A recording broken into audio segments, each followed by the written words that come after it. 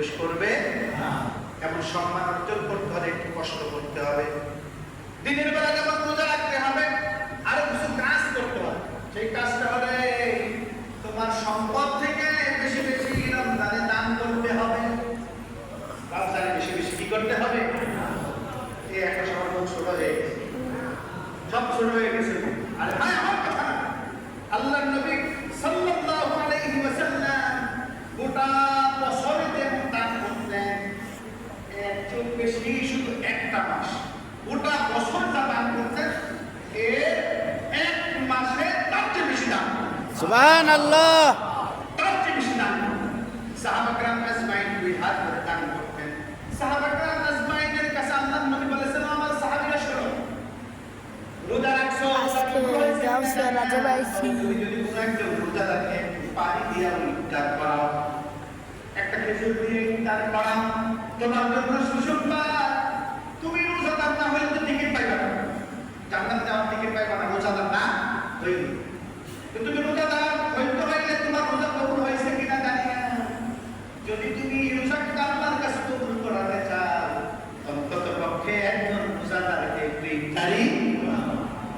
দুর্ভাগ্যজনক হলে সত্য, আমাদের মসজিদে প্রায় ২৫০০ লোক ইফতারি। আপনি যদি এখানে দান করেন, ইফতার মাহফিলে যদি দান করেন, একদিনে ২৫০০ রোজা রাখলে যে সওয়াব, সেই সওয়াব আপনার আমলনামায় হয়ে যাবে।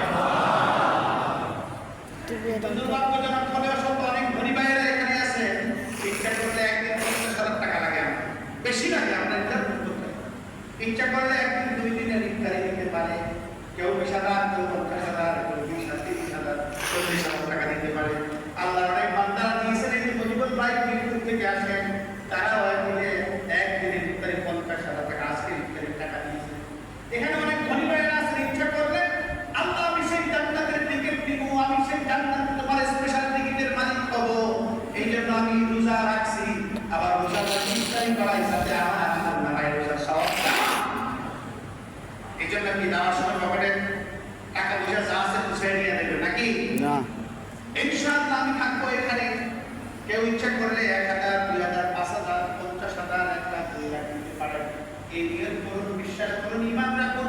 আল্লাহর ঘরে মিথ্যা কথা বলি না, আল্লাহ জিব্বা কেটে দিবে। শুনুন, যদি আপনি দান করেন, ইনশাআল্লাহ আপনি ওই ২৫০০ রোজা রাখলে যে সওয়াব, সেই সওয়াব আপনার আমলনামায় পাইবেন। ইনশাআল্লাহ করতে রাজি আছেন? ইনশাআল্লাহ। আরেকটা কথা আপনাদেরকে বলি, ১৭ই রমজান বদরের যুদ্ধ হয়েছে, মনে আছে তো? যারা মদিনায় যায়, জিজ্ঞেস করে দেখুন, মদিনায় বাবু সালাম গেট দিয়ে ঢুকলে, মদিনার প্রধান গেট বাবু সালাম গেট দিয়ে যখন ঢুকে, ঠিক এর ডান পাশে একটা জায়গা আছে যেখানে মদিনার মসজিদে নববীর কর্তৃপক্ষ এখানে সবসময় কার্পেট বিছায় রাখে। মাঝখানে ঢাকা যায়, এটা সবসময় কার্পেট দিয়ে রাখে। আপনি যদি বড় কোনো আলেমকে খুঁজ করতে চান, তাহলে এই জায়গায় গেলে আপনি পেয়ে যাবেন। বড় বড় আপনার পীর যদি খুঁজ করতে চান, দেখেন এই জায়গায় বসা আছে, মসজিদের ভিতরে ঢুকে।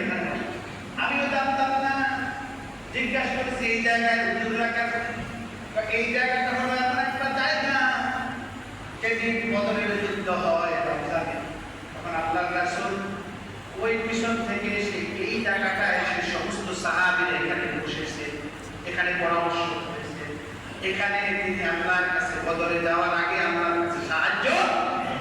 আল্লাহ কাফেররা হাজার হাজার, আমি ৩১৩ জন, অস্ত্র নাই, লোকবল নাই, ঘোড়া নাই, সমরাস্ত্র নাই, খালি হাতে আমি যাইতেছি।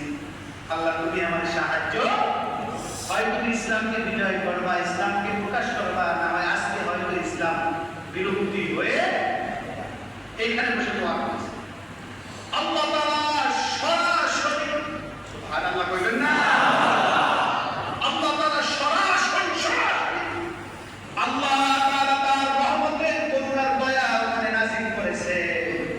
আল্লাহর নবীকে বদরের বিজয়ের সুসংবাদ ওইখানে দিয়েছে।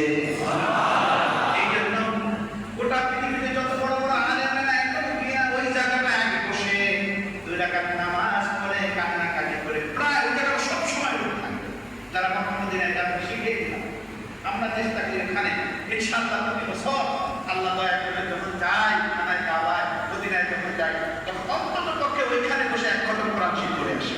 সুবহানাল্লাহ। আল্লাহ যদি বাসাই হচ্ছে বসে যাবো আপনাদের দোয়ায় যদি আল্লাহ দয়া করে নেয় এবছর ইনশাআল্লাহ মদিনায় ওখানে গিয়ে এক খতম কোরআন শরীফ করার নিয়ম আছে যদি আল্লাহ তারা কবুল করে। তো সেই বদরের সেই জায়গাটা আমি জিজ্ঞেস করলাম বা এখানে বদরের নামে এই জায়গাটা এই জন্য আমরা এখানে দোয়া করতে এসেছি আমাদের দোয়াকে আল্লাহ কবুল করে।